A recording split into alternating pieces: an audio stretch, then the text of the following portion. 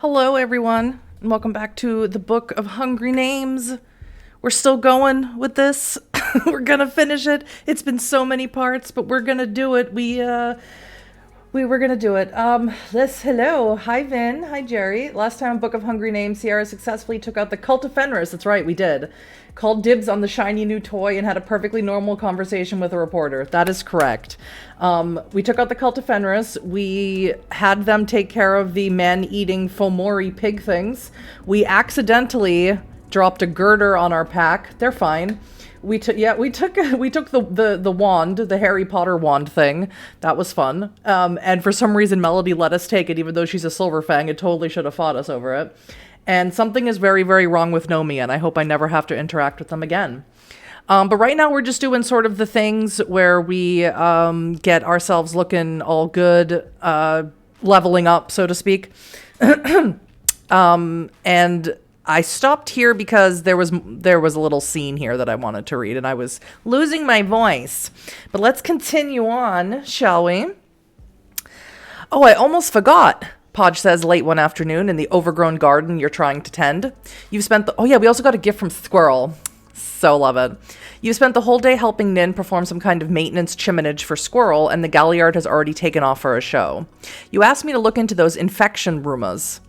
Oh, right, before you and the Cult of Fenris fought the Night of the Stolen Moon down at Chemicon. Your life is so eventful that you totally forgot. Correct. There have been a few weirder than usual missing persons reports in the valley, Podge says. The infection rumors are fucking relentless, but no one seems to know how people are getting sick. Lots of stories about bioweapons, super COVID, bacteria released by thawing Siberian permafrost, but nothing that makes sense. So just rumors, you ask? Except for one thing, Podge says. Do you know a Sergeant Wayland Hoop of the Northampton Police Department? You think back. Before he was a sergeant, you say, he and his partner hassled me. And Daphne Clea helped you out. Yeah, I remember you telling me about that, Podge says. Sergeant Hasselman is a ghost, Podge says. All of his information has been deleted, except for the fact that he still works for the MPD. I've been talking to some new immigrants to Rosemary Street, Tibetans, and twice now, while talking to them about rumors of people getting sick and disappearing, the Tibetans have mentioned Sergeant Hoop, specifically. Sergeant Hoop and Conrad Merritt. Right, he's still in the Cult of Fenris, isn't he? Conrad Merritt, you say, the guy who you sold me to as a dog. I've apologized for that, but yeah, they apparently ran some kind of operation out of Esta's restaurant that connected with Mountain Street Scientific, that place you and Melody drowned. I just went back to Esta's and didn't find anything. Maybe you should check it out. Maybe that'll help us run down Hoop. That might be worth checking out if you can find the time. You make a note to look up some more information about Tibetan immigrants to the area. All right, I've done my chiminage for gifts. I can't have any more gifts until I'm smarter. I tried to up my intelligence as much as I could. I would love to up my charisma, but I can't because Roscoe's not here. And because I accidentally dropped a girder on my pack. Stag was mad at me, so I don't have any honor to spend to get Roscoe here. I read the Book of Hungry Names. I got more information about that. Ooh. I can read Giselle's book. What's Giselle's book? And why don't I remember Giselle having a book? You've now spent more than a year in the shadow of Harmony, Melody's alchemist sister, and even your limited exposure to her writing has prepared you for a certain degree of eccentricity among those humans who seek to control the spirit world. But Giselle is an entirely different level of bizarre. For one thing, after the first chapter, you realize you're reading something closer to a novel than a grimoire. The novel is elliptical, unfinished, unfinishable, insane, an attempt to combine, Juna Barnes and Philip K. Dick in the incestuous conjoined twinned hermaphrodite who is equal parts King Felix and Baron Felix. Half Christ and half mad woman, they wander through an impossible Parisian California of midnight sidewalk cafes that are also sun-baked mile-wide highways, screaming to their friends about dog-headed aliens and lesbian heartbreak. You feel your brain... Yeah, well... Giselle is a mage, so you're trying to read the grimoire of a mage. This is exactly what it's going to do to you. It's just like when we read the Book of Hungry Names and we start feeling crazy. It's because it's like way beyond what we can comprehend. Plus, we're Sierra, Gaia's deadliest weasel, and we weren't meant for reading. We weren't meant for book learning. You feel your brain cooking and wonder what might happen to a regular human exposed to this psychic miasma. You keep reading. No, don't keep reading. That was a lot of words. Yeah, don't keep reading. Don't do it. There's an old bit of sophistry that goes like, yeah, this is super interesting because the very first time we read, I think it was Elton, the very first time one of our pack mates read the Book of Hungry Names, he like lost his marbles for a little while. And it happened to us too. We literally like fell into a weird pocket dimension of the Umbra when we read the Book of Hungry Names for the first time, because it's a book that's written by a Black Spiral dancer that has danced the Black Spiral. They are crazy. And so like trying to understand trying to match their freak really fucked us up. So, and I imagine it would be the same reading the ramblings and ravings of a mage. On top of the fact that mages keep their own veil, keep their own masquerade, keep their mists, they do that as well. So I imagine anyone who's trying to read it who's not them or not a mage is also going to have an issue with it. There's an old bit of sophistry that goes like this. I am not at fault for something I did in the past, because the me in the past is a different person. The present me cannot be held responsible for someone else's actions. The counter to this is that a transformation that involves a rule engenders a continuity of identity across time. How then do I identify the rules of transformation? Harmony, Palace, Metamorphosis, and Rule. Harmony, who is also a mage, or an alchemist as they call her, but also a mage. Jesus. Diagrams and diatribes pepper the text, half in character written by Felix, half written by Giselle, who is sometimes the villain of the narrative, sometimes Felix's lover or student. They lie in bed and discuss the Black Sun Labyrinth, a mechanical Tartarus under a black sun, used by wizards and werewolves to imprison their enemies. Yes. She's not working with Eater of Names, is she? They interrogate the shade of Casimir Lubiesk, the long-dead sorcerer, about how to create something called the Black Sun Monstrance, a sort of talisman that will let them trap anyone they want in the Black Sun Labyrinth. Don't like that. Many of the rants are revolting in a conventional manner, condescending, anti-Semitic. Yeah, Giselle is also like the worst person imaginable, because I think when we first met her, she was wearing a shirt that had like a picture of the United States, or maybe it was all of North America, I can't remember anymore, that said like conquered, not stolen. So she's like the worst person imaginable, and I'd love to murder her. I hope we get the opportunity. Others are incomprehensible as Giselle rails against secret societies and mystical cults you've never heard of. From the psychic wreckage of the asides, you're able to extract a consistent, if not coherent, mystical ideology. It's why she works with the cult of Fenris, because they're also a bunch of racist dicks. According to Giselle, the historical Jesus Christ was a mere aberrant fragment of the true Christ, tainted by his morality and his Jewishness.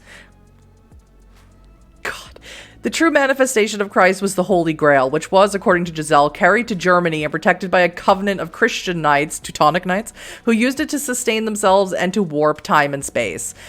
Well, then they would have won the war, so you're full of shit, Giselle. To Giselle, the one in the book, and you suspect the real Giselle, true magic is both Christian and Teutonic, and constantly under threat by soulless half-humans who want to use the power of magic, though they cannot understand its true nature. If this was like, if I had the opportunity right now as Sierra, as a werewolf, I would be like right now, like ripping this book all up in half. I would be so angry at this book. One section sort of helps you understand why Giselle might work with the cult of Fenris, because she's a racist. She's divided saints and gods into two categories: those who remain true by serving their native race, and those who fell through false claims of universal brotherhood. Fenris, identified with Saint Christopher, is in the former category, while a huge number of Aesir and Vanir, those are the Norse gods, are condemned to perdition as sorcerers of mixed blood. Baffling, awful stuff. That's putting it super mildly. On the other hand, you think you understand Giselle's witchcraft better in some strange pre-verbal way that will let you protect yourself against her sorceress acts. I would like to petition to murder her senselessly. And wow, yeah. Yeah, she's the worst. She's the super worst. But there's a huge problem, right? She is a mage. So the huge problem with that is that she's super dangerous by herself. Like, you never know. Like, I think we had to do one thing with her, and she made a person not exist.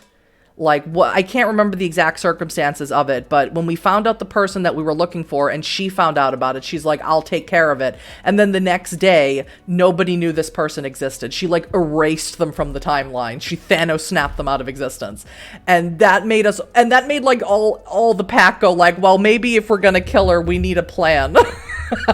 So yeah, she needs to be taken care of, but we need a plan. Otherwise we're going to get Thanos snapped, and I don't want to do that. I've come too far in this story to get Thanos snapped.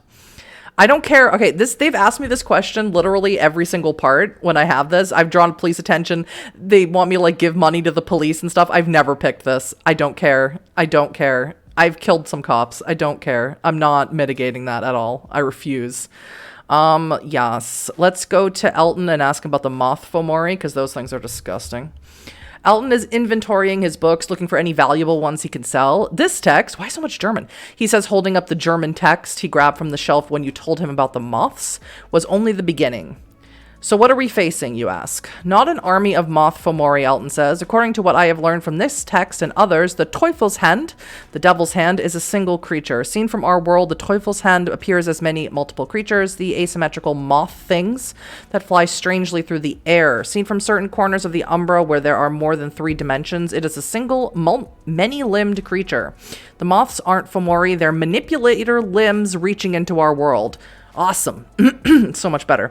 Melody described it as hands reaching into a fish tank, Elton says. Earlier, Thayer just mentioned the Bible story where Satan shows Jesus all the kingdoms of the world.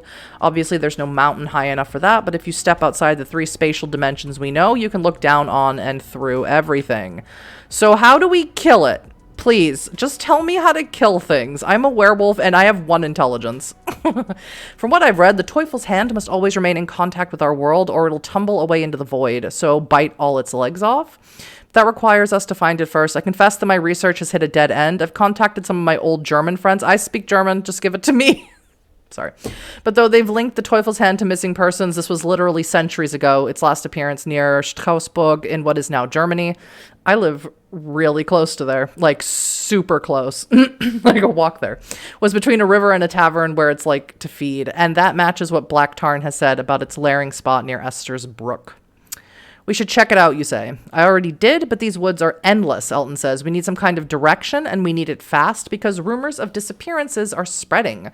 Podge has been patrolling Rosemary Street, and he says that a number of Tibetan immigrants have disappeared. I talked with the antique store owner about it, and they sold me a charm, but they didn't have any answers. Elton shows you a brass pendant with writing on it you don't recognize. That's Tibetan, Elton says. It's from the Pali Canon, Buddhist scripture. No actual power, but the antiquarian has been I remember them. Has been selling these to the locals who are getting increasingly afraid that a monster is hunting them. Melody and Podge are talking to them, trying to learn more. Keep the amulet. It doesn't do anything. I don't think Black Tarn has been to Esther's. Maybe you two should investigate it. You're just giving me so much work to do. A knock at the door. I'd love to stay in chat, Elton says, but I have some scholars in from Smith College to review my library. La-di-da. All right. Can we find Giselle? I don't want to just go off and find Giselle. Is it time for a blood-soaked witch massacre? Yes. You don't want to make any final decisions just yet, but you need to know where Giselle is up to. She's obviously a threat. You've been to her house before, that dreary little ranch surrounded by Virgin Marys and a rusted chain link fence. Okay. That doesn't tell me anything. All right, that's everything I can do, I think. It's time to act decisively against the Teufelshand. I clear my schedule, then return to the woods around Esther's restaurant. Are you sure you're ready? The Teufelshand investigation will almost certainly prove more complicated and difficult than a simple bug hunt. Complicated and difficult is my middle name. Christ. Hi, Avery. Welcome in. Oh, God. This is so good. This is so good. This is so good. Okay. Everything went fine before when we took down Chemicon. That was totally fine. I dropped a little girder on the pack. They were okay. It was an accident. They were fine. And the Moth Fomori only almost killed me and Melody, like, a little. Like, just a little almost killed us. Like, no, it wasn't like a huge deal. You can still smell the Black Spiral Dancer's balefire. You're not taking any chances on this expedition, and you and the Thyrsus of Algonace. Oh yeah, that's my Harry Potter wand. I don't know anything about Harry Potter. I don't know if the wands have special names, but this is my Harry Potter wand that lets me do stuff depending on what, it's a talisman, depending on what phase of the moon it is. So I am a Ragabash. So I feel like I should use it on the new moon. And what this does is I already know what it does. It lets me turn invisible. But I think I'm going to pick Crescent Moon to keep my enemies at a polite distance. I think I'm going to pick that one. Yes. I thought it was Fon. Oh, Fon, yeah, Huddy Funchland, yeah, genau. That's my middle name. Yeah. Fon is just a shortened German word for complicated and whatever the other word was. I can't remember anymore. There's too many words. You wait until the last of the new moon, and the next day you head into the woods. Black Tarn is waiting for you. Nin tells me you've learned to run, she says. You both shift into your lupus forms. Black Tarn used to be able to run circles around you, but 2 years and a dozen adventures later, you have to wait for the old Feyurge to catch up. You've gotten stronger, Black Tarn gasps as you both put your clothes back on. She's once again dressed for action in a cheap, disposable clothes. You and the Fury spend a half hour investigating the ruins of Esther's restaurant. Oh yeah, that's right. That wasn't our fault. That one wasn't. Esther's restaurant is not in ruins because of us. It's in ruins because of the Black Spiral Dancer, Eater of Names, okay? That one wasn't my fault. I remember that now. But your packmates already checked this burnt-out shell. You linger mostly to tell Black Tarn everything that happened there. They made you pretend to be a dog? Black Tarn says. Yeah, well, you know, you mumble. Nothing here, Black Tarn says, nudging some charred rubble with her slipper. But there are old ghosts in the woods. You nod. It's time to go deeper into the tangled forest where sunlight barely reaches, even now in full daylight. You check the Aglion to make sure it transforms smoothly, stick it back under your leather jacket, and head into the woods. Chapter 10, Jigsaw Dharma. Man is a mirror in which one can discover the reduced and condensed image of the sky, a living universe carrying within him, in his body and in his psyche, fires and dark shores, zones of shadow and light. Jacques Laquière, The Gnostics. My French is terrible. 2 hours of scouting the ruins, wandering through the woods, nothing. This is a bust, a dead end. You feel it in your bones. Oh God. Or is answering Tiger making you feel that way? Cursed now by constant second guessing, you force yourself to keep scouting between the brook and the burnt-out restaurant. Black Tarn can find anything if she knows what she's looking for, but you don't have a scent for her. You tell her about the webs, the dead animals, the strange way the moths moved, but you can't find anything, and the old Fury isn't young. Eventually she plops down above Esther's brook and takes a break. You watch the water flow under a culvert. You instinctively check your phone, nothing interesting, but then notice that the light has caught some graffiti on the cement at your feet.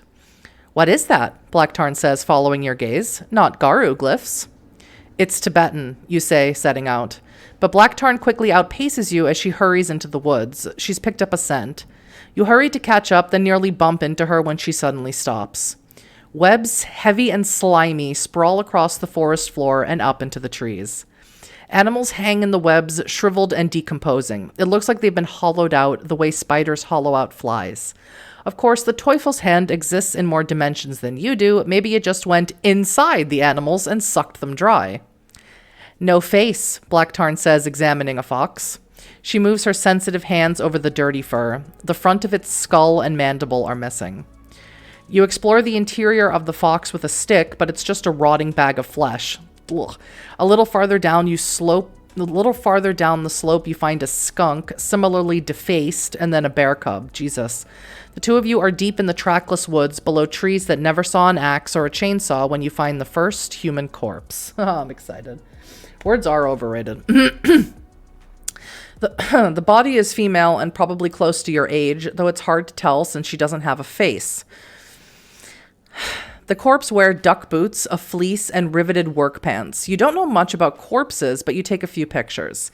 The face is entirely missing, like the fox and the skunk. It looks like someone sawed it off. Have you ever seen anyone around town wearing a, Black Tarn says. A human face as a mask? No. You kneel down and repeat your stick-based investigation. Just poking it with a stick like we're 12. This corpse doesn't look as hollowed out as the fox or the skunk. Armed with sticks and gloves, you search the body for identifying information. No phone, but she's lying on a cheap yellow purse. It seems likely that a human would have taken the purse, you note as you open it. Breath mints chapstick, green card, classification EB3, name Pema Rigel.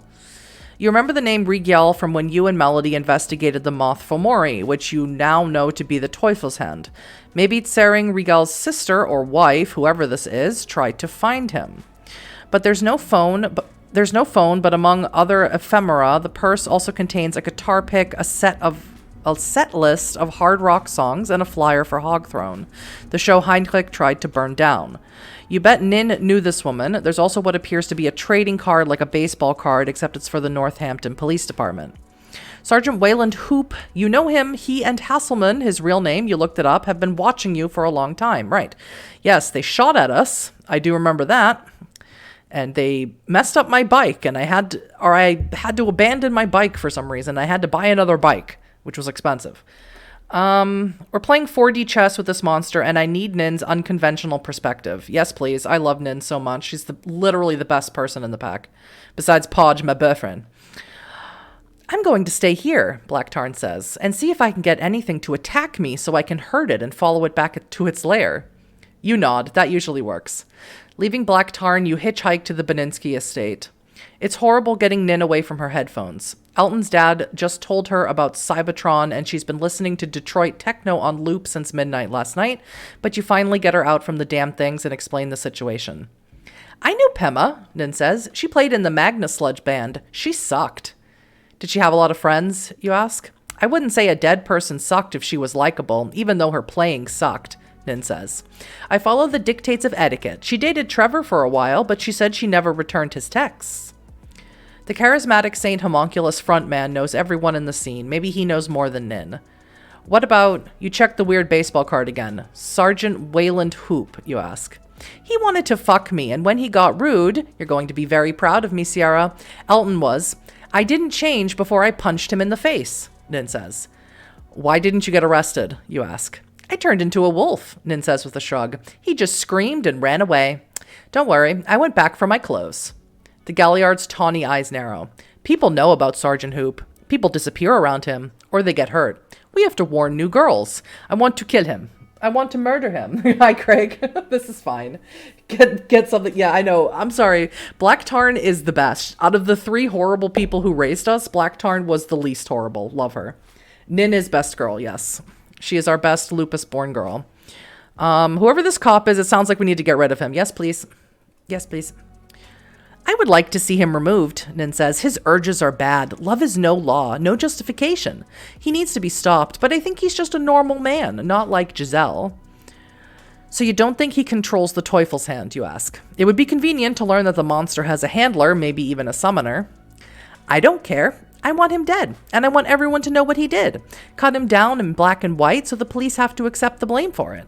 Don't let him kiss the feet of a priest and get away with it, Nin says. I'm tired of people missing, pulled right out of reality, emptied out. You know more victims, you ask? Lots of disappearances, Nin says. Life outside goes on, but the nobody people are gone, baby, gone. We post posters, you know, under the show names. Trevor doesn't want to erase their memory. He really tries. You've seen the missing person signs all around town. Nin tracks down the names. You were sort of expecting they'd all be Tibetan immigrants. That'd be useful, but no, they're from all over. The one thing in common is that no one official would care if they disappeared. Sergeant Hoop is hard to find. They don't let him near Hogthrone. Oh, no. Sergeant Hoop is hard to find. They don't let him near Hogthrone anymore, Nin says. He's mostly at cop bars. I'll talk with Trevor and see if anything has changed. Are you swimming? Oh my God. See, this is, okay, here's where we come with the problem again. Because Huddy wants to do the stupid thing every time I want to do it. Because I made Sierra a Ragabash, but like I kind of forgot that like a Ragabash needs like charisma and manipulation and maybe some intelligence, because I have none of those things. I have all the lowest dots in those things. But I want to do this anyway because I think it would be fun. Because I think it's a very Ragabash thing to do. Don't judge me or judge me. It doesn't really matter because I'm going to do it anyway. This is very risky, but I'm going to contact the NPD directly and apply that I have information on dangerous criminals. Lies will draw out Sergeant Hoop. I'm so bad at it. Here we go. Sounds dangerous, Nid says. I'll let the others know in case you get into trouble. I will. Then I'll talk to Trevor. You have to work for the next few days, and then Elton needs your help with chiminage for Madame Mouse, but you're actually happy to wait. Podge has a talent for shaking out information from the comfort of his laptop, and you'd love a list of addresses. But computer research and surreptitious phone calls turn up almost nothing on Sergeant Hoop, except his position in the MPD. Obviously. No address, no social media profiles, nothing in the news. Like Conrad Merritt, he's a ghost moving through the valley. Could he be Neo Albion too? Finally, you're free. You can't find any contact information for Sergeant Hoop. The trading card you found, which seems like an invaluable lead, has a phone number, but it goes nowhere, and the man is otherwise a ghost without a listed address. Asking around reveals that he used to stop by the 7-Eleven next to the Hotel Northampton, possibly to shake someone down there. So you ask at both the hotel and the convenience store, but the leads get you nowhere. Hoop's old partner, Hasselman, is also a ghost. You conduct every kind of search you could think of, turning up almost nothing except for a single police report. But that report mentions someone you know, one of Roscoe's crust punk friends, a guy named Oscar.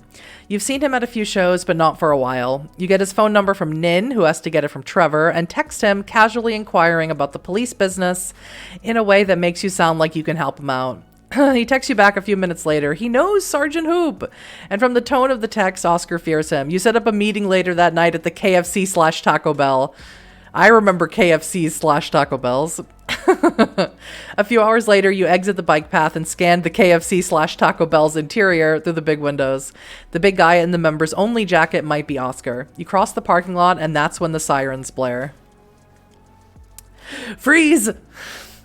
A police officer you don't know shouts.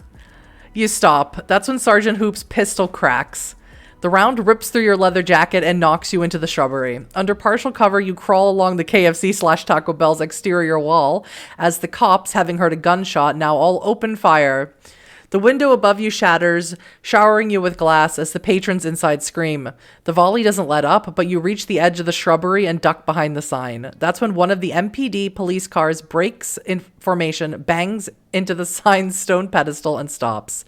Get in, Melody says. What the hell are you doing here, Melody? You have a lot of questions. Instead, you throw yourself into the back seat as Melody blows a donut backwards, smacks into an SUV, and peels out onto the street. A bullet shatters the back window, and another takes out a tire as she steers for the bike path. Please, no crust punks. Please, no crust punks, Melody prays as the cop car screams down the bike path. Sierra, get ready to bail. No one's on the bike path, but the car is trashed. She dives out, then the Philodox has to get your door open since you can't open it from inside. The two of you hurry off the bike path into the woods.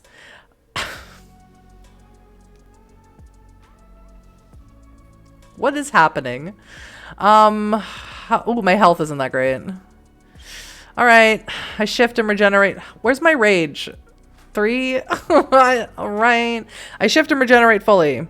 Your wound's closed. Melody is dressed as a detective or something in a dark blue suit and understated jewelry. Her voluminous hair stuffed in a chignon that's already unraveling. Long story, the Philodox says to your unasked question. Was that Sergeant Hoop? Yeah, you say? Elusive bastard, Melody says. Let's hide out near the airfield for a while.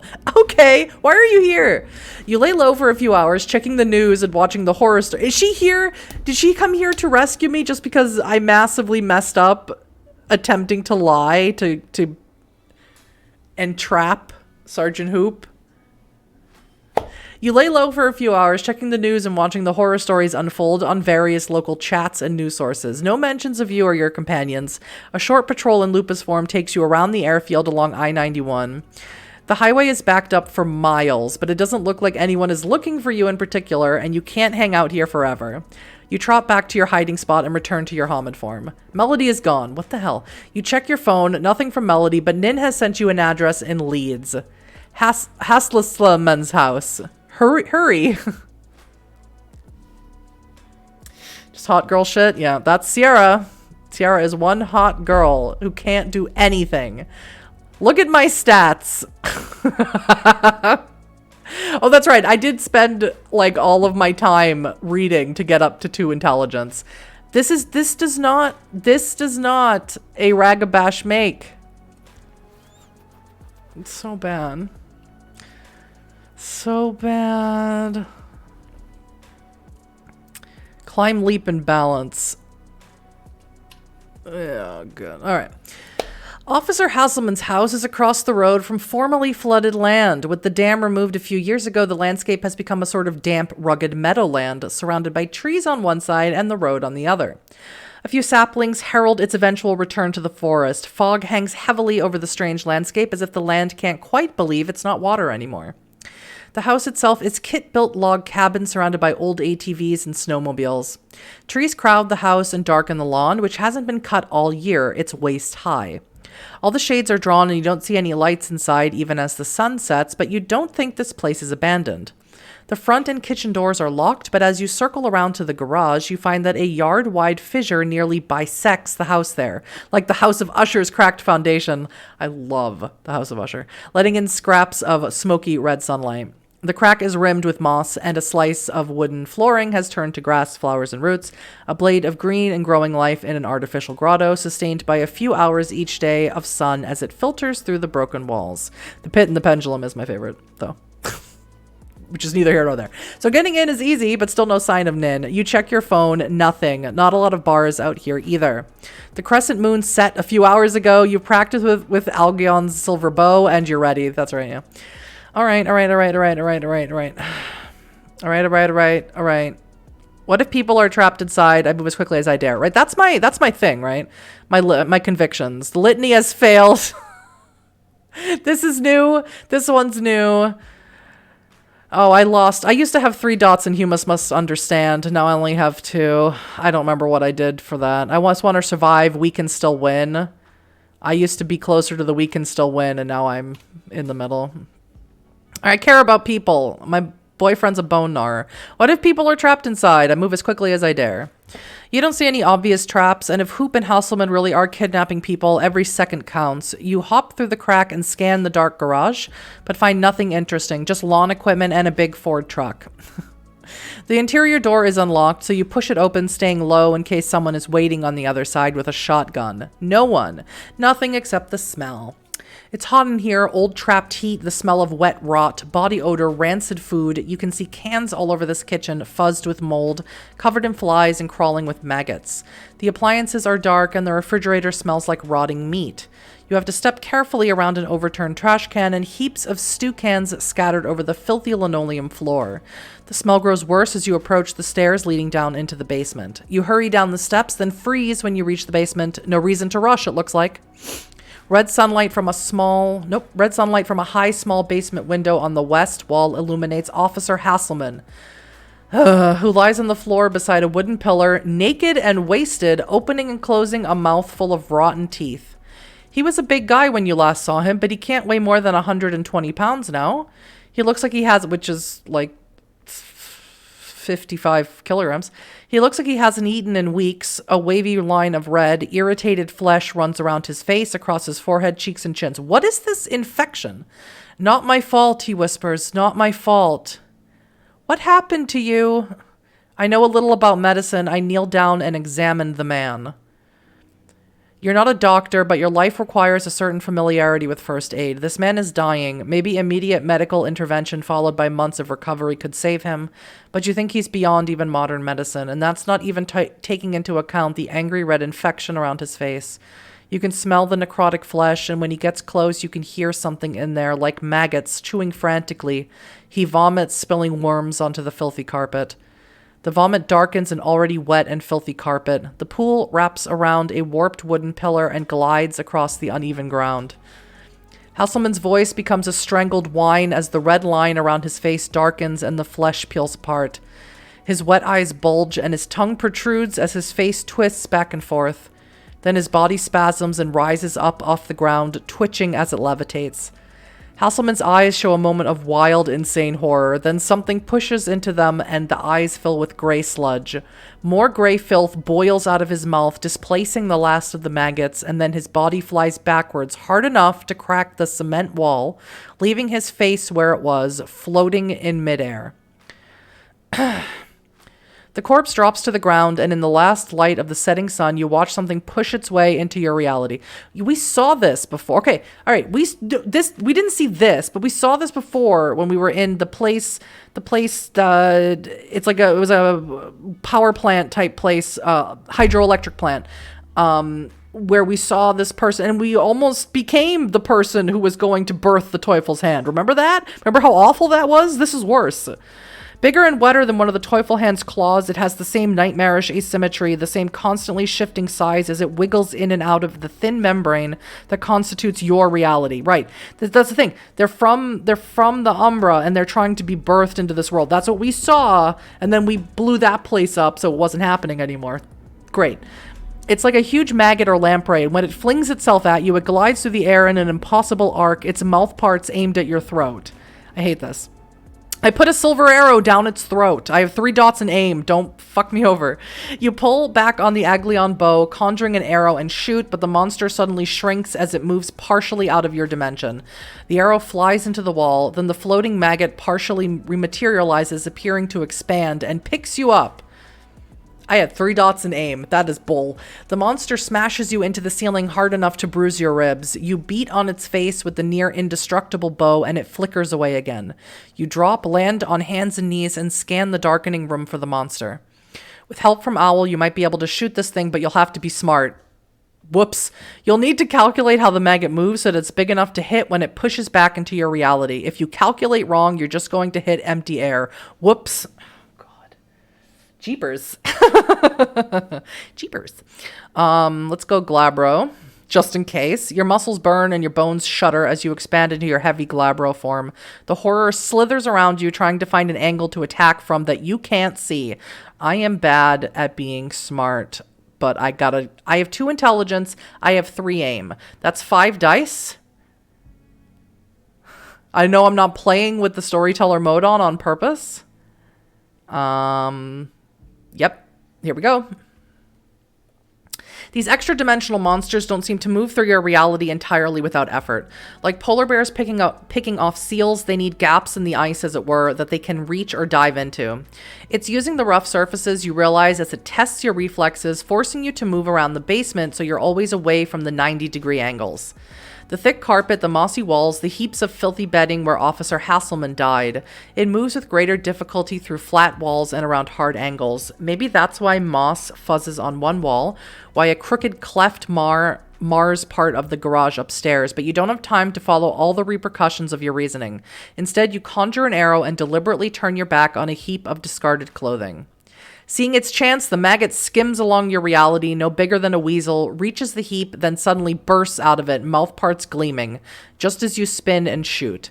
The silver arrow flies down its mouth, and the horror emits a sickening click-clack squeal as it lurches to one side and tries to escape again. But you don't let it. When the horror exposes its flank, 3 arrows thump into it, ripping through blubbery hide and semi-transparent flesh.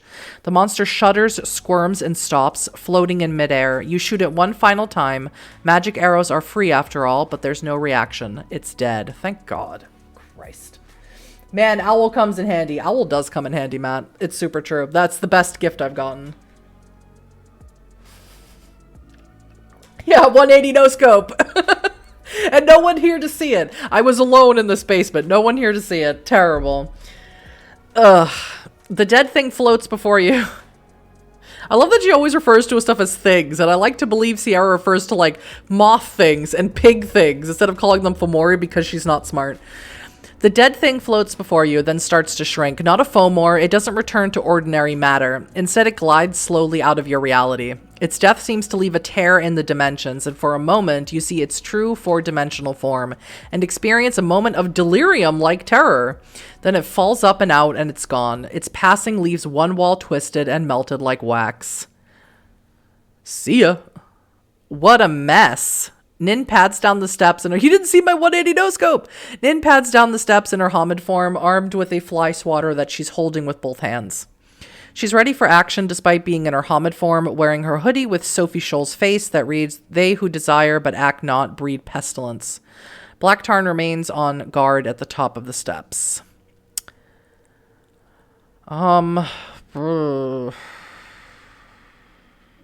Let's search this place and see what we can find.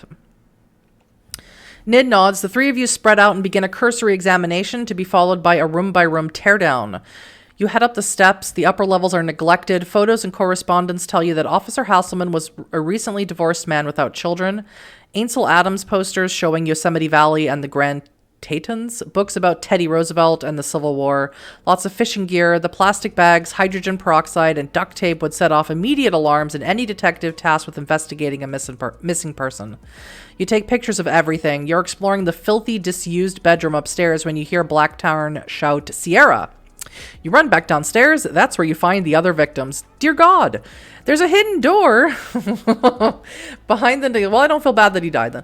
Neglected dining room, and not a very well-hidden one, as Officer Hasselman tracked bloody boot prints right to it. Nin has already slid the hutch out of the way and forced the door open. This is where you'd expect a panic room, but it's just a cheap sliding wooden door. Inside are the faceless dead. Two are a mystery, but even faceless and in an advanced state of decomposition, you recognize Charlie, an orderly at Gorski Manor, which is where we work. Charlie wasn't the brightest guy, but he'd laugh at anyone's joke, and he was always sympathetic and humane to the hospital's patients. You can't find any IDs. The dead are laid out on tarps, and when you examine them, you see that most of their internal organs are gone. Yeah, because they're the moth things now, right? That must have slowed decomposition, though the smell in here is almost unbearable. You get all the way outside, catch your breath in the backyard, and then return to Hasselman and confirm that he, too, is mostly hollow. 2 hours with 3 people turning over every room in the house reveals remarkably little, and you're left confused. Why did Hasselman keep the corpses? What were they even doing here? When you found Pima Regal in the woods, if Hasselman and Hoop worked together to kill these people, they didn't, though. Why did Hasselman end up infected? Don't know. Did he betray Hoop or Hoop's masters? You're getting frustrated because you're a werewolf and your mood doesn't improve when it's obvious that the last place to turn over is the stinking ruined basement. You open up the doors and windows, set up a fan, and get to work. Empty food can, face chunk, alien slime, cooler full of room temperature fecal waste, Jesus Christ, dead rat. What's this? An old black and white photograph taken from the upper story of the house. You hurry upstairs to confirm and to escape the stink, and note the familiar landscape and the same utility pole, but this must have been a few years ago, where a rough, mossy landscape now spreads on the far side of the road. The photo depicts a wide, sluggish river. This is something we were supposed to look into, Nin says. What? You ask. You can hear her straining her memory. Finally, she stares out the window. She says, people did something to an old dam here. I think Knife Eyes was supposed to look into it, see if it was okay. But then he died. Then everyone died. We have to go, Sierra. Yeah. Should we call the others? Nin shakes her head.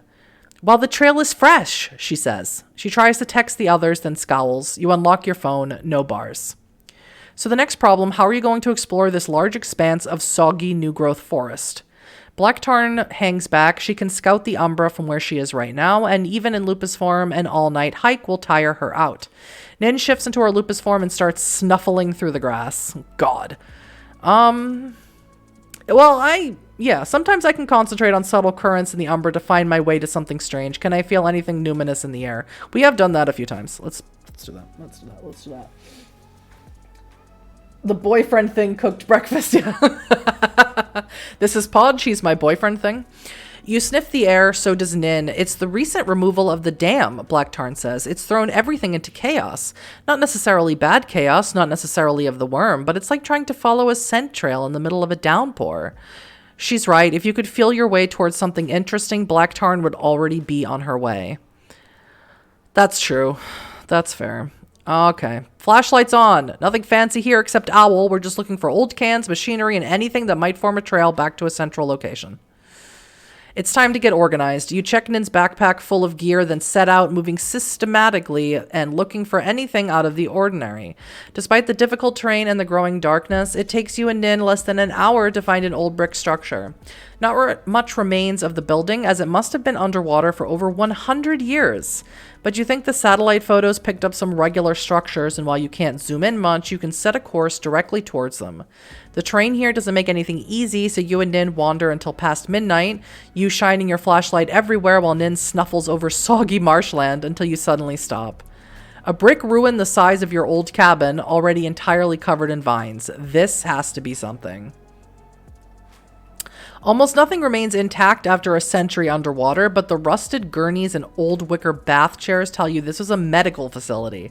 Anything made of paper is ruined, but Nin finds a leather case full of terrifying old-timey surgical instruments behind a wooden desk.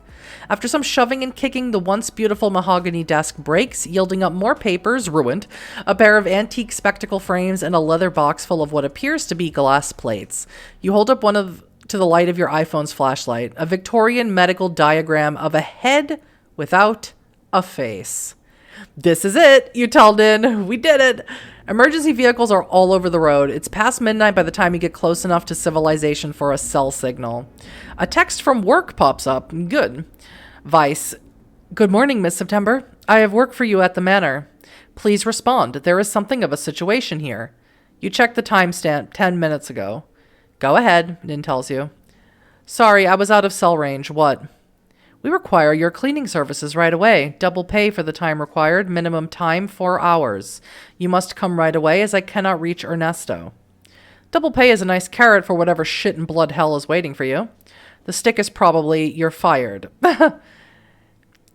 Is that what people's lives are like when they're not in a band? Nin says, reading over your shoulder. Yeah, you say. Wow, that sucks, Nin says. You should probably go. I'll take the plates to Podge and make him read them. Thanks, Nin. You're the best. I love her so much. You get to Gorski Manor as quickly as you can, and indeed, it is some absolute bullshit. But in a place like this, sometimes Alzheimer's patients die, and sometimes no one checks on them for 2 weeks because Charlie, the only orderly who actually conducted regular checks, got his face torn off, and the new guys are stealing prescription medicine and selling it to high schoolers.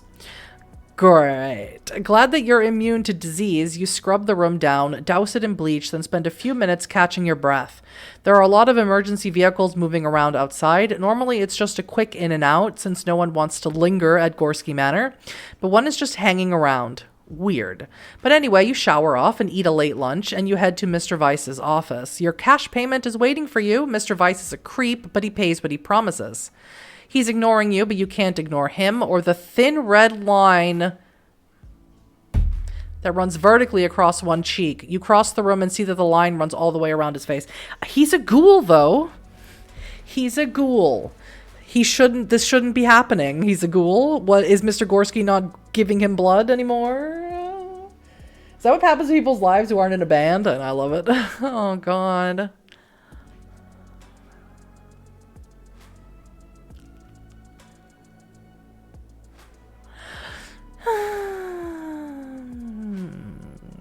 I need to know what's happening. Mr. Vice, how long have you had that rash? The what? That what? You say? It should be he says. That what? On your face, you say casually. I didn't notice it the last time I was in. Does it itch? Examining it as closely as you can from the corner of your eyes, you see only a little irritation. Mr. Vice's face isn't coming apart like Officer Hasselman's was. How long does it take to progress? Mr. Vice touches the corner of his lip.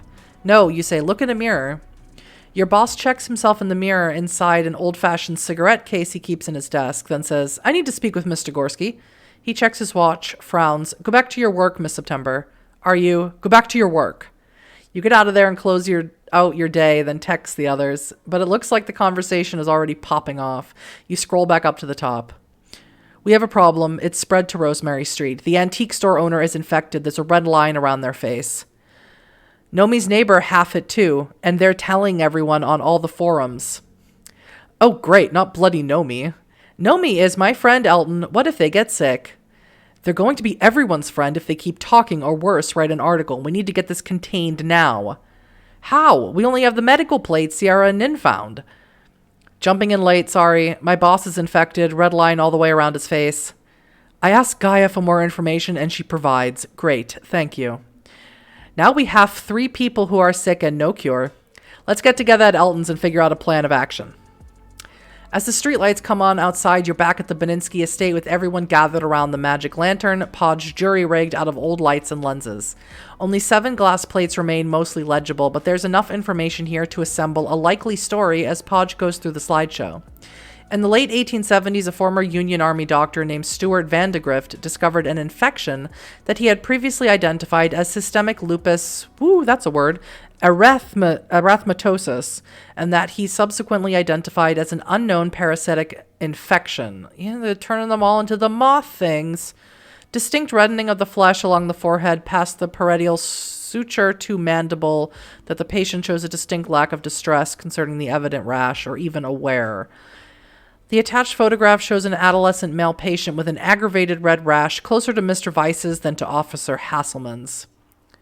Not like what killed Clay, is it? Black Tarn asks you. You shake your head, then realizing that you should take a moment to put Black Tarn's fears to rest, you quickly fill her in on all that business with Nin, the whippoorwill spirit, the final death of the Bane you hunted in New York, and the Song of the Moonpath. May represent an infection similar to endoparasitic coinobiont wasp larvae and caterpillars. It's the moth things, but none of the patients reported seeing unusual insects and exposure. The attached drawing shows several species of parasitic wasps. So is the Teufelshand like a 4D wasp? It's certainly the source of this infection. Yes, obviously, Podge says, from what I'm reading here. Evident removal of internal organs, as well as the face being the supraorbital ridge across the zygomatic and temporal bones to the mandible, as well being locked and windowless. We could find no evidence of the missing organs, nor of the hypothesized parasitic organism. Assistance of Professor Applewhite Ware, whose unconventional biological research. The fragmentary sentences imply that Dr. Vandergrift was not merely a curious researcher, he was definitely experimenting on the infected people. One plate, nearly illegible, shows some kind of Tibetan mandala and an engraving of a man with a wand standing before a cow that Elton identifies as originating from the Daemonology, the book of witchcraft published by King James VI of Scotland in the 16th century. This is starting to make sense, Melody says, as Podge photographs the projections. I'm going to make an educated guess about what happened. Part of the Teufelshand life cycle involves I hate bugs. Parasitizing humans, probably laying eggs in them, causing larvae to grow outside of regular space until they eventually emerge through the host body's face. As Sierra saw with Officer Hasselman. In the 1870s and 80s, Dr. Vandegrift witnessed the previous spawning cycle, and his professional medical concern either merged with a pre-existing interest in the occult or led to such an interest. He contacted Professor Ware, a name I recognize. Applewhite Ware married, Hestia Pallas, I think. Her daughter was Gertrude Ware, whom the Triple King fed upon and eventually killed in the 1920s. Her descendant, Elijah Ware, ran the Ashfield Pumpkin Cult. We remember him. The what cult? Podge says. That's right, before we found Podge. Elton, fill Podge in on what happened in Ashfield sometime tomorrow. I'm wandering off topic. The point is that Dr. Vandegrift's interest in the Teufelshand did not remain strictly medical. He contacted a fringe philosopher who was a member of the Three Families and who probably knew the Broadbrook Garu. I suspect the Garu here tried to drown the Teufelshand with that dam. They actually succeeded until humans removed the dam a few years ago, and whoever was supposed to monitor it died at the Battle of Graves Farm. Oh yeah, it's all coming together. Oh God. Bye, Vin. I'm sorry you have to go back to work. I'm sure being a ghoul doesn't protect against extra-dimensional moth things. You know what, Jerry? That's super fair. That's a super fair statement to make, and one I never thought I'd read out loud. Oh, God. All right, so was Dr. Vandegrift looking for a cure at any point? That would be awesome if he was. He might have been looking for a cure, Podge says, but I don't think we should trust him. We don't have to. He's dead, Nin says. I don't think we should trust his research to be honest or humane, Podge says. I recognize the name Vandegrift. His descendants founded a pharmaceuticals company that the New Jersey Garu fought for like 50 years. They eventually drove them out of New Jersey, and the company was eventually bought out by Chemicon. This timeline makes sense, Elton says. So Dr. Vandegrift informed someone connected to the Broadbrook Garu, and the Garu decided that the most efficient way to solve the problem is to let a dam project go ahead and drown the Teufelshand nest, maybe? Then 140 years later, humans decide to remove the dam. Somewhere there's a sticky note reminding the Broadbrook Garu to make sure nothing monstrous dries out when the water recedes, Melody says, but too many of us died at the Battle of Graves Farm and no one followed up, so now the Teufelshand is active again, and breeding. So how the hell do we stop it? Please, dear God, tell me how to stop it. I don't think we could just punch this thing until it dies, Podge says, especially if more are coming. Even if Dr. Vandegrift was a mystic creep in the mold of Giselle, he might have found a cure. I'm going to use some AI-based modeling techniques, great, to reconstruct some of these illegible plates. We should probably check our contacts, Elton tells Melody, see if anyone knows anything, living or dead. We'll dig up old records, too. I wonder if there's anything else that appeared when the water receded, Nin says. I'm going to return to the old dam site.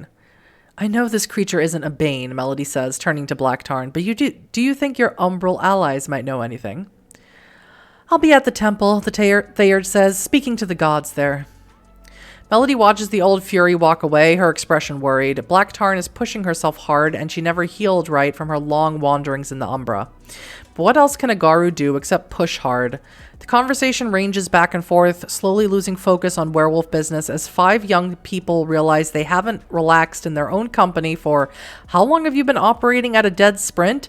A solid month of human and Garu work at least. Elton digs out Settlers of Catan. That's a reference I get. That's a really popular board game in Europe, at least. A plan that falls apart to general mirth when it's discovered Nin is cognitively incapable of processing the function or use of the board game. Melody has strictly forbidden anyone from treating Nin like a medical experiment, but everyone spends half an hour testing the Galliard on Checkers, yes, Super Smash Brothers, yes, Clue, no, and Hearthstone, also no. Trying to figure out what's going on in that noggin of hers. Then Nin gets frustrated and grabs her guitar while Elton and Podge talk mad science, and Melody starts mixing up brownies in the kitchen. And it occurs to you have a few moments to talk and hang out before you continue your investigation. I am not going to see if Nomi's around at all. I hang out with my boyfriend, Podge, as I haven't spent any time with him. Rather than annoy Nin anymore with psychological experiments, you and Podge head for the hallway near his workshop. Time to flirt. Let's get a walk while the brownies cook. Yeah, flirting time. That's what we're all really here for. A break from the moth things, please, and laying eggs in people. I can't. I hate it so much. I hate everything about it. Good idea, Podge says. You hurry outside and wander the desolate gardens of the Beninsky estate. The earth smells freshly churned and full of green and growing things. The old sheds and outbuildings caught in the moonlight take on a gothic grandeur. For a second, you could be in the valley as King Philip's war rages. Then you hear an electric guitar and distorted vocals from the nearest tavern a few blocks away. When you look at Podge, he's listening to the music. I don't even really like that Bruce Springsteen stuff, he says, but I think I'm going to miss it one day. The other Garus say I don't cultivate, my spiritual side, but sometimes when I close my eyes, I can see exactly what it'll look like when it's all gone. When out-of-control capital devours it and us and everything else and turns the world into smoke and ruin. It makes it hard to hang out in Hogthrone sometimes. I keep seeing everyone 20 years from now killing each other for a pint of water. Every time I go for a walk, I find myself trying to fix these sights in my memory for when it's nothing but fire from horizon to horizon. Wow, I am bad at flirting, I'm sorry. But he's smiling. Everyone has migrated to the kitchen for the brownie oven timer countdown. I love how the Garu are always starving, leaving you and Podge alone. They'll tear through those brownies in just a few minutes, and then it's back to work. You don't think you have too much more time with the Arun. Podge leans comfortably against you, one hand on your back. Kiss. Kiss. Kiss. Hot. Oh yeah! Achievement! Snuggle session at the struggle session. Great. What a great name for an achievement. Smooch. Smooch. Peso. Kiss. You and Podge both spare a nervous little glance toward your fellow Garu around the corner. Then you both decide not to act like anxious children. He pulls you close, you kiss to the romantic sounds of the stand mixer in the kitchen. Your hands run over Podge's cheeks, finding a faded scar. When you touch him again, it's gone. His hands trace down your back, making you shiver. Finally, you drag yourself away because Podge is getting just a bit wound up, and frankly, so are you, and you don't want to do anything foolish right here in the hallway. Right here in the hallway! Let's do it on their unconscious bodies like we used to. What? I thought this was going back to the investigation. I am absolutely getting laid tonight. I don't care where or under what circumstances, but Podge and I need to find someplace. Oh, yeah, I think so. Did I mention the moth things? Did I mention that they're laying eggs in people and alien bursting out of them? Did I mention how much that upsets me? This is the only solution. Podge catches the glint in your eyes and fortunately interprets it correctly instead of thinking you're about to shift and attack him. He kisses you, then looks around in a wild panic. Hold on, we gotta get away from the others, Sierra. I have standards, he says, his lips against yours. He drags you to his room, kicks the door shut, then stumbles against you, and you both go down in a heap on the cheap but plush rug. That's when you discover that whatever you previously thought of yourself and whatever you're willing to do, you're absolutely the kind of girl who's willing to straddle her bone-gnawer boyfriend on a rug 5 feet away from a perfectly serviceable bed. Godspeed, Sierra. You fling your... Oh, God, it's going to keep going. God, it's going to keep going. Kyle does that... Yeah, hungry, horny werewolf. Kyle has a great gift for writing. I love it. I love it so much. And I remember when Kyle was talking about this and, like, how, like, awkward it is to write the romance scenes. But he knows... But you know what? Kyle is a man of fan service. Kyle knows that the people love it. I love it so much. You fling your clothes off as Podge does the same and waste no time. Your lips find his as you tangle together.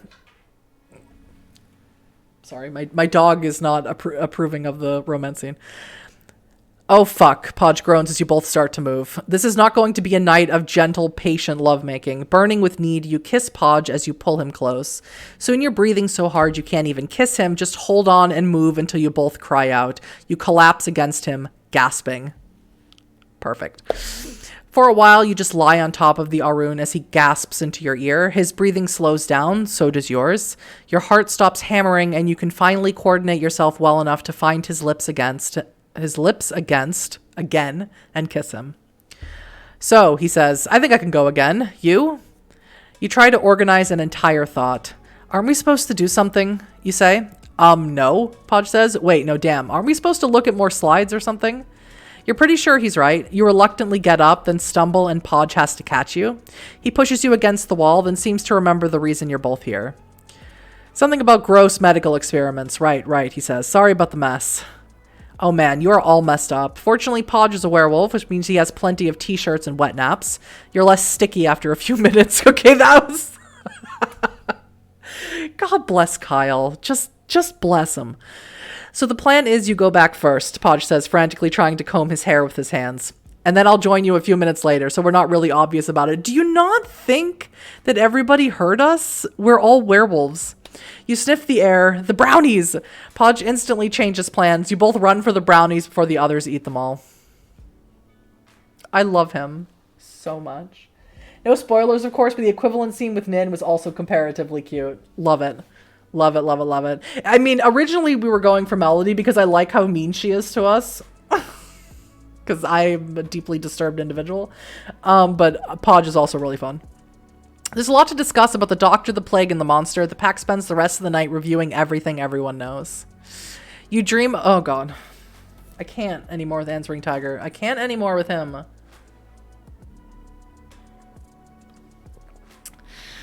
Oh... You dream of a warm spring. The dreams are gentle, pleasant, and contradictory. You destroyed the Answering Tiger with your own hands, and now you're a hero of the Garu Nation. Is that it? Is that what you want? The dream pleases you, but you know it's just a dream, and you shake yourself awake for a minute. You dream of figuring out Eater of Names' plan in every detail, going from pack to pack, always one step ahead of him, thwarting his ambitions until he's utterly defeated. Do you like that, Sierra? It is pleasant, though dangerous. Your mind seesaws back and forth. Maybe you dream of your pack, of how happy they are to number you among them. Is that it? The dreams tumble and clash until you force yourself awake. You feel the Answering Tiger working on your mind. The Bane wants to understand who you are. It wants to understand how to lie to you. You drag yourself out of bed and walk the empty halls of the ruined estate until the sky starts to lighten. Screw off. You wake up in Melody's shadow. She's awake and sipping her coffee as she watches the street through the windows. First, bad news. Nomi is infected. How bad are they, you ask? They're already writing articles about it, Melody says. I think they're trying to make it sound like environmental storytelling for when survivors explore Northampton after everyone dies. Everyone else is up. It's time to make plans. Yes.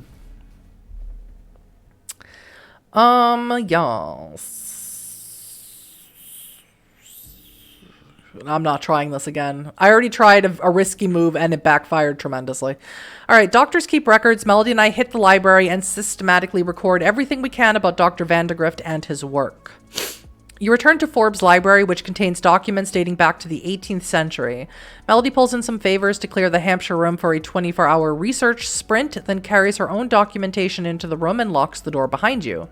But even with 2 people working relentlessly, there's too much dross to sort through. Patent scams, Civil War commentary, and especially for the last name Vandegrift, huge amounts of information on a medical company founded in the mid-20th century, which might tie into the Teufelshand case. But if so, you can't find out how. After long hours of research, you haven't hit on anything that cracks the case. Whoopsies! Doesn't matter what I pick, I suck. The next day, you spend an hour with Lucinda on Rosemary Street. Oh, is she affected? Partially because she made tacos and partially because she knows everyone and she's been monitoring the sudden spike in emergency activity. According to her, a dozen people have reported the rash and at least 1 person already died at the hospital. Oh. According to her contacts at City Hall, the provincial expanded council that's been running the city, despite its questionable legitimacy since the mayor quit, might start enforcing a curfew.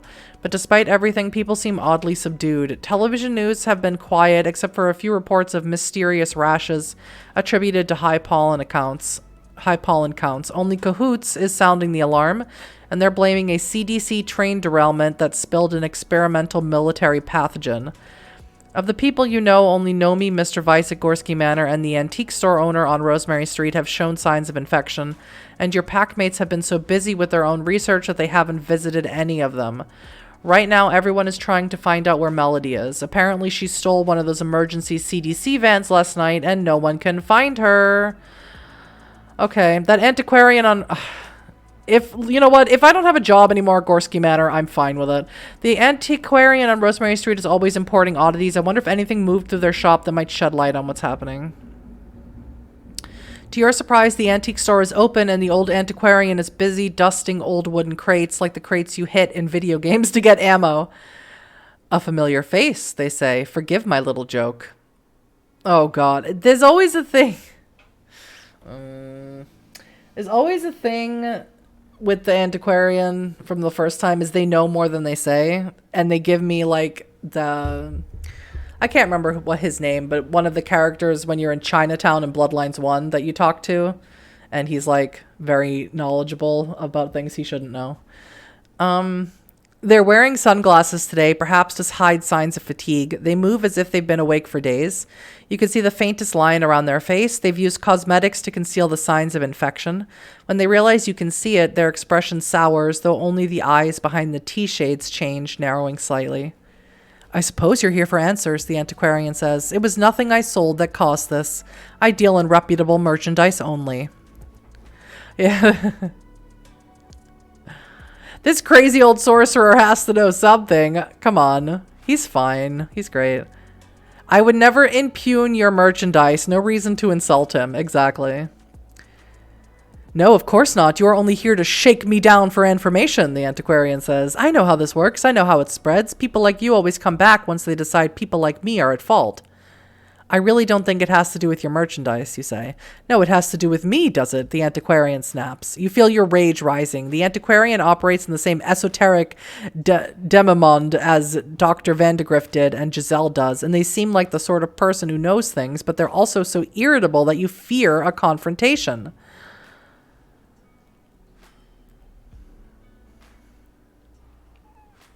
I could get really nasty. I bang my fist on the counter. I need answers before more people die. Tell me what you know. I won't tolerate this insolence. Yeah, I'll bang my fist on the counter. I need answers before more people die. Tell me what you know. I don't want to be a dick, but I'm going to be a little bit of a dick. The antiquarian flinches, look away. Is this because of the Regals? He asks. They're both dead, you say. Did you know them? Most of the Tibetans who come to this land, do you know why? The old merchant says, rummaging around behind the counters. Stone. They're stone cutters. And they come to work the stone here. Simple, honest people. The Regals were mostly like that, but they brought a few things with them, so we did business. They sold several artifacts, including this to Kali. He sets a wooden plaque with a faded mandala on the glass counter, keeps both hands on it as if he fears you'll grab it. You recognize the design from one of Dr. Vandegrift's glass plates. Seen more clearly now, it depicts human-like demons engaged in ritual coitus, holding snakes and thunderbolts, trampling naked humans as werewolves dance in a lake of fire. If Melody saw this, you think Kill Bill sirens would go off in real life. This is exactly the sort of artifact she never wants humans to possess. How much, you ask? The Regals are a large family and they will want it back when this is all over, the antiquarian says. You may photograph it. I apologize for my previous rudeness, the merchant says as you take your photos, but I fear someone has mistreated the Regals spiritually as well as physically, and I fear this sickness will get worse for everyone. Great. The streets crawl with cops after you leave. You check the group chat on your phone outside the Peter Pan bus terminal. The others are talking about it too. The provincial council are in a closed session. I'm trying to learn more, but the filth are everywhere. I simply don't remember voting for this provincial council. Let's ask Senator Warren about it the next time we have her over for tea. Everyone get off the streets. Cops are enforcing a 10 p.m. curfew. The council decided that? No one decides on anything anymore. Cops are just running people down. They mostly want cars, but Marlon says one of his old hippie friends just got beat down in Pulaski Park. Get the fuck off the streets, especially if you're like me and you look like a bum. You glance down at your tattered black clothes. Yeah, you could be in trouble. Cops are everywhere at every intersection, bagging the nicest cars they can find or just shoving people around. No one seems to be in charge of them or giving them orders. I call on Squirrel and take to the rooftops. Climbing swiftly over the cops is easier from hiding from them. Yes, please. Once you're in the middle of town, you use dumpsters to climb up onto a low roof. Your first plan is to head for Elton's flat since it's closer than the Beninsky estate. But then you spot cops on the roof. Great. Those tricky bastards, maybe they figured out how often you and Elton employed the Thieves' Highway to get around town. Stymied, you climb down a drain pipe, then right back up the really old Smith College building with the rough stonework. You look around to confirm that you're clear, so then it's just a short run above Route 9 until the buildings are so spaced out you can't stay on the roofs anymore. But by then the cops have thinned out too. You drop down into the scrubby woods and head for home. You spend most of the next day online, hiding in your room, watching the road outside the Beninsky estate and trying to figure out what's going on in town. The police have made more arrests than anyone can keep track of. The provincial council is silent, and a protest at UMass Amherst has left one student in critical condition after an armed counter-protester shot her in the head. Christ, it's all the local news can talk about, which is creepy. Things that happen to you tend to not show up on the news. They just sort of go away, fade from sight, but not this. This infection isn't caused by a bane or anything that you're familiar with. People are talking, piecing things together. Melody must be losing her mind. Things have finally gotten weird enough that the Capitol is asking questions. An article in the Boston Globe discusses the sudden resignation of the mayor and dozens of other city officials after the Rosemary Street riots last winter, and even mentions skin infections, though the Globe, like the local news, blames allergies. It's not like anyone from Boston is going to rescue you unless it's Podge. Your investigation isn't done, and you need answers. Back to work. After work, of course, Mr. Weiss isn't in, but the patients are, and you have your cleaning duties. Today's disasters are grotesque but mundane, and as the sun sets, you're ready to continue your investigations. This is all going really well. This is all fine. Let's go with Elton. Elton and I watch for trouble and investigate the medical gray market to learn more about all the emergency vehicles. They're too coordinated to be entirely ignorant of what's happening, Elton says. Even if the average driver doesn't know anything, someone is coordinating them in a way that implies a greater understanding of this infection than we currently have. But your bike thief buddies aren't the dealers, are they, you ask? No, but they work with the same courier service. Fencers, handlers, we'll start there. The pair of you stop by Barry Fencing, a fencing and enclosure company not far from your house. Elton asks for the back room for additional fencing. You pass through a secret sliding door, same design as where you found the corpses at Officer Hasselman's house, to a room full of sabers and creepy steel masks. No, Elton says, banging on the door in irritation. I meant the other fencing, not the secret Menzoschläger League. What? Menzoschläger League? Damn it, how did this hobby even make it across the Atlantic? Another door opens and you find yourself outside again. A young man you saw a year ago is assiduously polishing a sports bike. Hey, Elton bro, he says, not looking up. What do you need moved? You remember the bike courier. You saw him at your first hog throne show. Elton can barely control his distaste as he quizzes the bike courier about unusual medical activity. That's above my pay grade, Elton bro, the courier says. This is happening all over the Northeast, and even the regional players won't talk to me. I just get orders and make deliveries. Names? Elton says around clenched teeth. Though he obviously hates this guy, he's too polite to finish with or else. What are you going to do to him? The courier says. The doctors are real people. Dr. Craig, CDC, real citizen. You can't touch him or out of your jurisdiction. Scorpion Alley handles business out west. You know that name from New York. Scorpion Unlimited Wisdom Sword of Alley, you ask? Yeah, but I know him, you tell Elton. Scorpion Unlimited Wisdom Sword of Alley, you say, scrolling through your phone's list of old contacts. Used to deal around Buffalo. Like he stood around cows and sold drugs, Elton asks. Buffalo, the town of New York, you say. Before Elton can ask more dumb questions, your call connects. Fuck this bit. Fuck, is this bitch? I'll fucking kill you, Scorpion Unlimited Wisdom Sword of Alley says. You give your real name, and there's a moment of stunned silence. Hey, what's up? I thought you was dead, girl. No, man, actually, and you launch a spiel about how the weird medical activity in the valley. Scorpion listens in growing alarm, then says, hold on, I'm gonna do you a favor. I'm gonna tell you how some people who used to work for me get in and out of Northampton to make deliveries. It sounds like Scorpion wants to use you to deal with some friends who burned him, but whatever. What do you have, you ask. He sends you a file via email. You talk with Scorpion for another 20 minutes as he forces you to remember what you were like in junior high. Elton studies the file. When you finally get Scorpion off the line, the Thayard says, confirmed. Neo Albion is coordinating emergency medical response activity in the valley. They mostly operate out of their East Hampton base, which has expanded significantly since I investigated it last winter. They use bike couriers to move medical and technical equipment from several medical research companies and, now that Chemicon is out of commission, some smaller manufacturing operations. We can use this to track movements around town. Should I get on that, you ask? You should go to work, Elton says. You need to be at Gorski Manor in an hour. Damn, he's right. God damn it. The power of friendship with a guy named Scorpion. Oh, my voice is starting to give out. Your packmates weren't idle while you conducted your investigations. Nonetheless, they aren't able to make any key breakthroughs. Worse, you're stuck at work for several frustrating days while your companions analyze the huge amount of information you got from Scorpion. There's so much travel data that your companions hit numerous dead ends, but finally Melody's tracking of vehicle movements yields a shocking revelation. You get the text at the end of a long double shift. I tracked all the courier movements because I figured they were moving around the hospitals. Not all of them are. Some were carrying things to and from biochemical firms, Neo Albion work sites, hospitals, etc. But one route goes all the way out into the woods. Into my woods, my barrows. I found something here. She sends you a picture somewhere in the barrows. Oh, that was Podge. That was Melody. So sorry. She sends you a picture of somewhere in the barrows, a police bicycle abandoned in the mud.